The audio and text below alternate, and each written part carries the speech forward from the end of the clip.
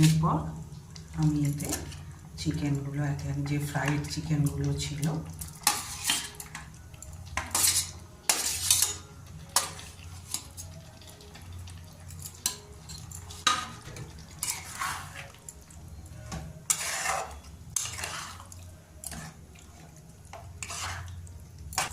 আমি নুনটা পরে দিলাম, প্রথমে দিলে খুব জল কেটে যাবে, টেস্টটা ভালো আসবে।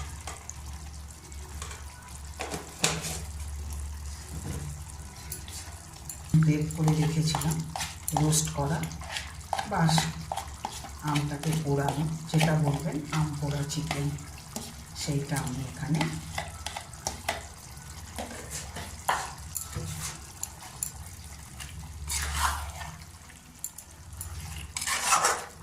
খুব ইজি, কিচ্ছু নয়। বাসমতি চালের সঙ্গে খুবই ভালো লাগে।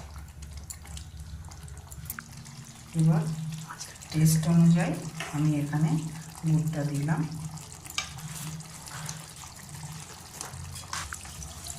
চিকেনটা সেদ্ধর জন্য আমি জল দিয়ে দিচ্ছি।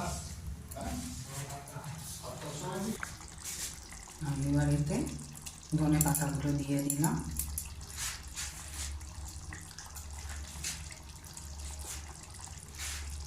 আর কাজু পেস্টটা আছে এটা আমি দিয়ে দিলাম এখানে।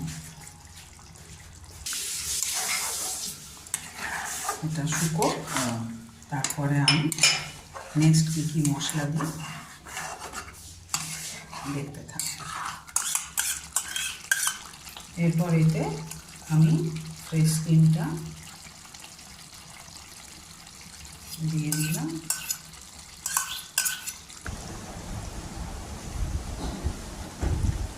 দেখুন আমার এখানে ম্যাঙ্গো চিকেন আমার রেডি হয়ে গেছে।